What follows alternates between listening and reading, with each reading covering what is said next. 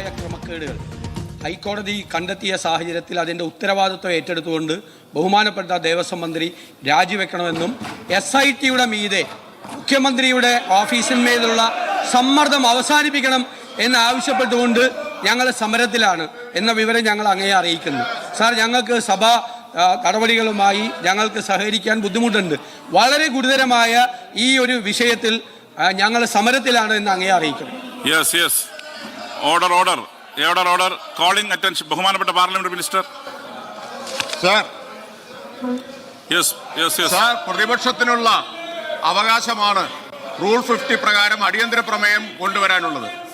ആ അവകാശം ഉപയോഗിക്കാൻ ഭയപ്പെട്ട പ്രതിപക്ഷം പാർലമെന്റേതരമായിട്ടുള്ള നടപടികളാണ് ഇപ്പോൾ സ്വീകരിച്ചുകൊണ്ടിരിക്കുന്നത്. സർ, ചരിത്രത്തിൽ അത്യപൂർവമായിട്ട് ഒരു പ്രതിപക്ഷം അടിയന്തര പ്രമേയത്തിനുള്ള അവകാശം വിനിയോഗിക്കാതിരുന്നിട്ടുള്ളൂ. അതിനുള്ള ധൈര്യം ഈ പ്രതിപക്ഷത്തിനില്ല.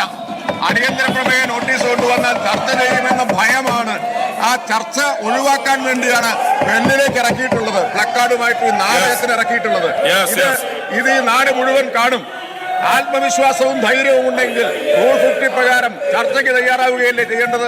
ചർച്ച ഈ സന്ദർഭത്തിൽ നടത്തിയപ്പോഴെല്ലാം പ്രതിപക്ഷത്തിന് ഒളിച്ചോടേണ്ടി വന്നിട്ടുണ്ട്, ഇറങ്ങി ഓടേണ്ടി വന്നിട്ടുണ്ട് ഈ സഭയിൽ നിന്ന് എന്നുള്ളതാണ് അനുഭവം.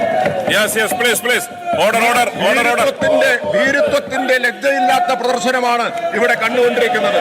അതാണ് കണ്ടുകൊണ്ടിരിക്കുന്നത്. തിണ്ണമെടുക്കാണ് പ്രതിപക്ഷം സഭയിൽ കാണിച്ചുകൊണ്ടിരിക്കുന്നത്. സഭ നൽകുന്ന അവകാശത്തെ വിനിയോഗിക്കാൻ തയ്യാറാവാതെ അതിന് ധൈര്യമില്ലാത്ത ഈ പ്രതിപക്ഷത്തെ ജനങ്ങൾ വിലയിരുത്തും. Sir, calling attention.